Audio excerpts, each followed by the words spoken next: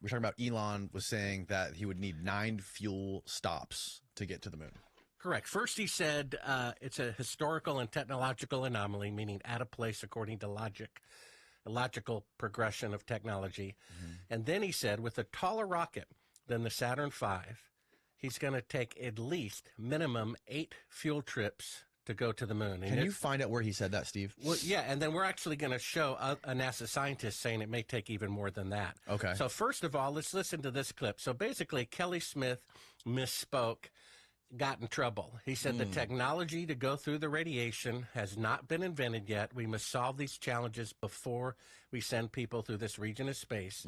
They claim they looped around the equator through the belts. They're trying to make up for it now. So there it is right there. Go to the headline. What does the headline say? Yeah. Elon Musk says it could take 8 Starship launches to fuel up a single moon trip. And this is with a rocket that's slightly taller than the Saturn V. He's going to say it's going to take 8 of them.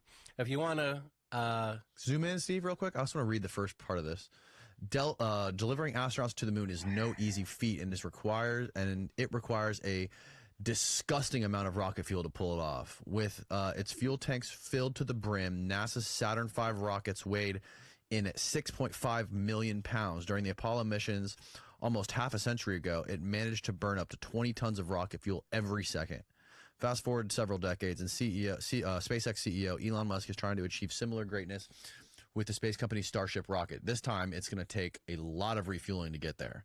SpaceX competitor Blue Origin recently griped the SpaceX might need as many as 16 launches to get to the moon.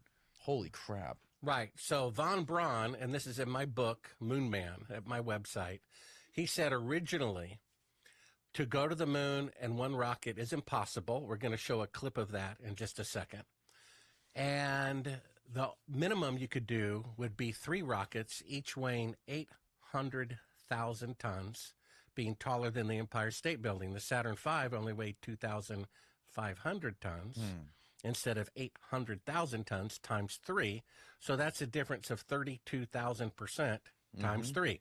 Take a look at this clip. Just like Kelly Smith misspoke and accidentally told the truth, the technology to go to the moon through the radiation belts has not been invented yet.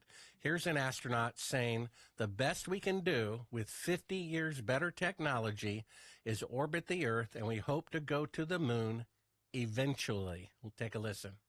Right now, we only can fly in Earth orbit. That's the farthest that we can go. And this new system that we're building is going to allow us to go beyond and hopefully take humans into the solar system to explore. So the moon, Mars, asteroids, there's a lot of destinations that we could go to, and we're building these building block components in order to allow us to do that eventually.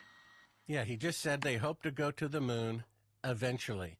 Now take a look at this clip from Von Braun himself saying the largest rocket that you can build can only achieve Earth orbit, and that's exactly what Elon Musk said. It's going to take 8 trips. Take a listen.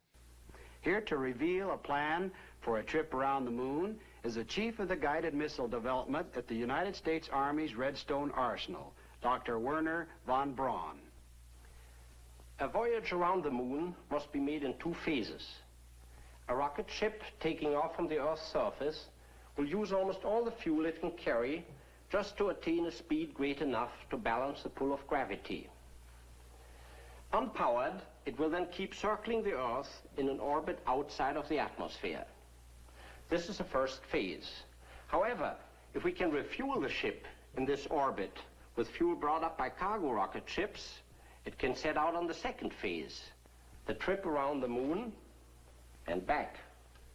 So each one of those 9 rockets Elon's talking about would have to be full of fuel in order to have enough fuel to leave Earth orbit and go to the moon. But so just to make sure I'm following, the first one would be able to get with full of fuel, would be able to get into orbit. That's it. The next one would have to go, I'm assuming would be able to go the same distance, fuel the one up in orbit. At least 8. At least 8 trips of fuel. So after it fuels it up again, I guess they can hit the blasters and go even farther. But then you have to send another one up twice as far to fuel it up again, right? Well, then you need fuel to land on the moon and to leave the moon, Right. which they didn't have. This is why NASA destroyed all the technology. It's one of the clips at Sabrel.com, a NASA engineer saying, we intentionally destroyed all of the moon landing technology. Now, if they were ever going to destroy a technology, you might do that with the atomic bomb, right? We used it to end the war, but let's not do Right. that again. Sure. And yet, just 10 years later, atomic bombs are 1,000 times more powerful. You see, so if they really went to the moon, the last thing they would do would be to destroy all the technology. Right. They destroyed the technology.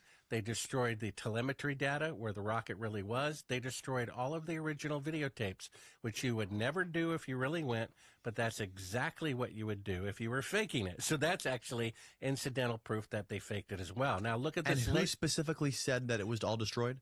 That's a clip. If you want to go to Sabrel.com, Moonman video links, look for the one NASA admits they destroyed the technology. His name is Don Pettit. I'd go to the moon in a nanosecond.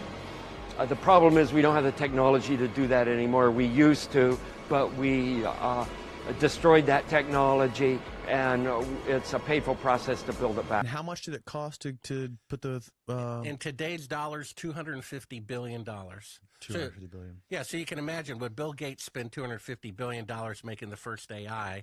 Hey, that worked great, and then throw the schematics, the blueprints, and the hardware in the furnace. He would never do that, but that's what they did with the moon technology, because you could prove, like we're proving now, it didn't have enough fuel to leave Earth orbit, doesn't have the radiation protection, it can't, have the lunar module combat 250 degrees outside with air conditioning on a bunch of car batteries. It didn't even have enough fuel to leave the lunar surface.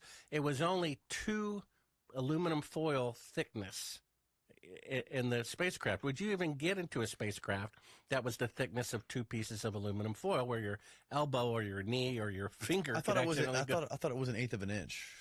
No, that's the shielding on the spacecraft, but they're talking about the lunar module itself. You're talking about the command module. The lunar module itself was only the thickness of 2 pieces of aluminum foil. Would anyone even get into that? Now, this clip below, it says NASA engineer, multiple fuel trips needed. Start that at 28:55. This just came out. Okay. NASA, it's the one in the last email I sent you. It says modern NASA engineer, multiple fuel trips needed. At 28:55. Go ahead and take a listen for 1 full minute. Really interesting. And then I started trying to understand the architecture to get there. Okay? I did not understand until this week, when I really thought I was going to embarrass myself in front of you guys, and then decided to further embarrass myself in front of you guys.